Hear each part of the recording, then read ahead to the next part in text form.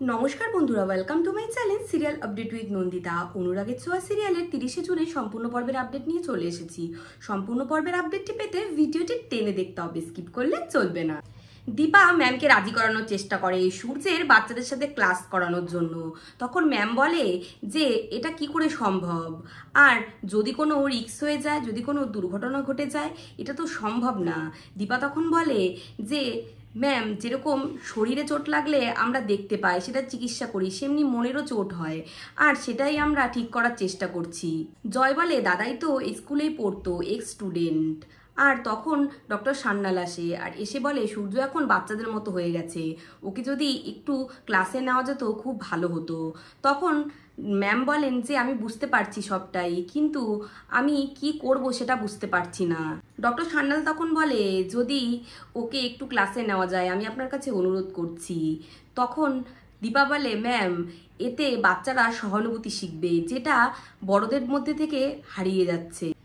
দীপা এটাও বলে যে ডাক্তারবাবুকে সবার সাথে থেকে এই সমাজের অংশ করে তুলতে হবে।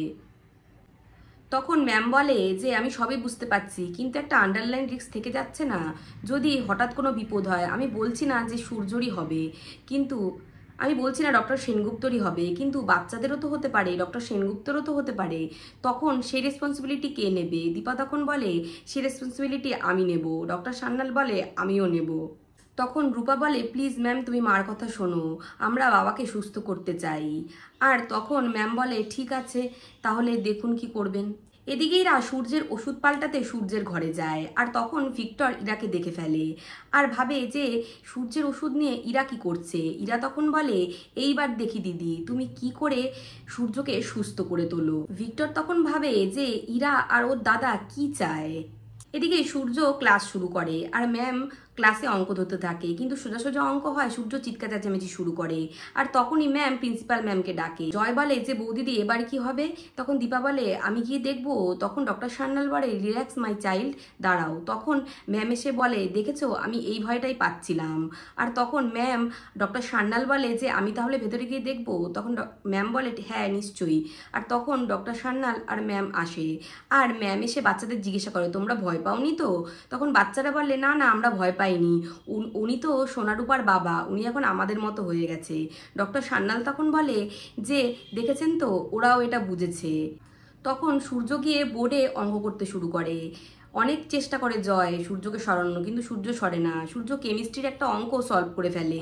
দীপা বলে এই তো ডাক্তারবাবুর মনে পড়ছে। দীপা এসে প্রিন্সিপাল ম্যামকে বলে যে ম্যাম দেখেছেন তো, ডাক্তারবাবুর মনে পড়ছে। তখন প্রিন্সিপাল ম্যাম বলে আমি সবই বুঝতে পারছি, কিন্তু এটা স্কুল, এটা একটা ক্লাসরুম, এটা ভুলে গেলে চলবে না দীপা।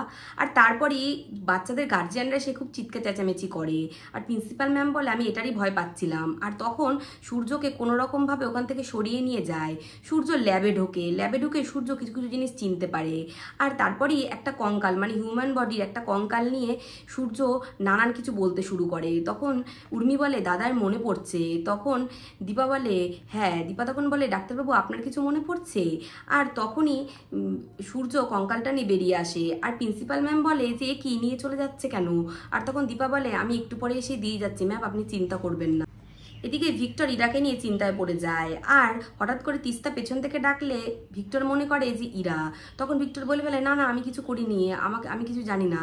তখন তিস্তা বলে তুমি কি জানো না? তখন ভিক্টর বলে তুমি এরকমভাবে আমাকে এখানে এসছো কেন? তখন তিস্তা বলে তুমি লনে কেন দাঁড়িয়ে আছো? তখন ভিক্টর বলে যে কেন, আমি ঘর জামাই বলে কি লনেও দাঁড়াতে পারবো না? আর তিস্তাকে অপমান করে ওখান থেকে তাড়িয়ে দেয়। ভিক্টর তখন বলে আমি জানি এই ইরা সূর্যেরও শুধু উল্টাপাল্টা মিশিয়েছে, কি ধরা পড়লে আমাকে ফাঁসাবে। আর তখন ভিক্টর বলে না, আমি কিছুতেই ফাঁসবো না, আমি কিছুতেই ধরা পড়বো না। এদিকে ইরা উপর থেকে নামতে থাকে আর বিড়বিড় করে বলতে থাকে যে দীপাটা সূর্যকে নিয়ে গেল, নয়তো আজকেই কাজটা শেষ হয়ে যেত। এদিকে তিস্তা নিচে ডাইনিং টেবিলে বসে কান্নাকাটি শুরু করে। আর ইরা দেখে ভাবে এ আবার কান্নাকাটি করছে কেন। আর তখনই ভিক্টর ওখান থেকে বেরিয়ে যায় আর ভিক্টরকে ইরা ডাকে। এদিকে দীপা, উর্মি, জয়, ডক্টর সান্যাল সূর্যকে নিয়ে বাড়িতে আসে। আর সূর্য কঙ্কাল নিয়ে অনেক কিছু বলতে থাকে। আর তখনই ডাকে জয় কাকাই কাকিয়া বাবা মা সবাইকে, আর বলে দাদার অনেক কিছু মনে পড়ছে। আর তখন হঠাৎ করে সূর্য বলতে বলতে স্যাড হয়ে যায়। সোনা তখন বলে, কি হলো, এতক্ষণ তো হ্যাপি ছিলে, এখন আবার স্যাড হয়ে গেলে কেন? তখন প্রবীর বলে, হ্যাঁ তুই স্যাড হয়ে গেলি কেন, কি হয়েছে? আর তখন দীপা বলে, উনি তো উঁচু ক্লাসে পড়েন, তাই ওনাকে সোজা সোজা অঙ্ক দেওয়াতে উনি রাগ হয়ে গেছেন। তখন লাবণ্য বলে, এ তো ভারী অন্যায়, আমার গোল্ড মেডেলিস্ট ছেলেকে এইভাবে কেন করলো? তখন সূর্যের গোল্ড মেডেলের কথা মনে পড়ে যায় আর বলে, আমার মেডেল কোথায়? দীপা তখন বলে, এই তো আছে, আমি এক্ষুনি আনছি। আর দীপা মনে মনে ভাবে যে এইভাবে এই থেরাপিটা দেখি ওনাকে বেশি কাজ করছে ওষুধের থেকে, ওনার মনে পড়ছে না, এটাকে বাধা দিলে চলবে না। দীপা মেডেল এনে সূর্যকে দেয়।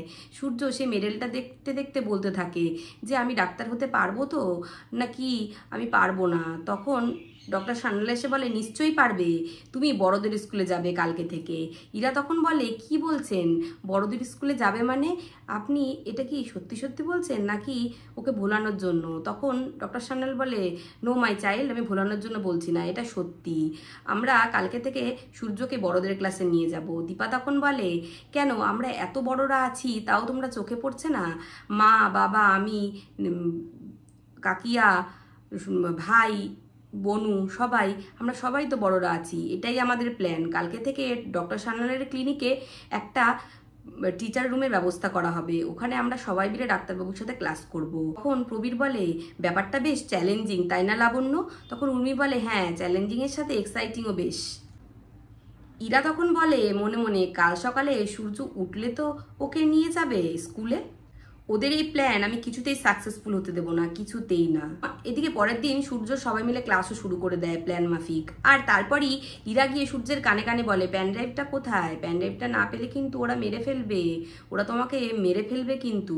এরকমভাবে সূর্যকে ভয় দেখাতে শুরু করে। এদিকে ইরা আর ইরার দাদা মিলে বধূ নির্যাতনের কেস দেয় লাবণ্য আর প্রবীর সবার জন্য, আর ওদের সবাইকে পুলিশ এসে অ্যারেস্ট করেও নিয়ে যায়। দীপা তখন অর্ণব আর ইরাকে জিজ্ঞাসা করে, তোমরা এটা কেন করলে, ওনাদের নামে কেন কেস দিলে, এক্ষুনি কেস তুলে নাও। অর্ণব তখন বলে, হ্যাঁ কেস তুলে নেবো, কিন্তু একটা শর্তে। তখন দীপা বলে, কি শর্ত? তখন অর্ণব বলে, তোমাকে এই বাড়ি থেকে চলে যেতে হবে। তো বন্ধুরা, আজকের ভিডিওটা এই অবধি। অনুরাগের ছোঁয়ার আগাম আপডেট পেতে অবশ্যই চ্যানেলটিকে সাবস্ক্রাইব করে পাশে থাকবেন। Thank you so much for watching. Tata.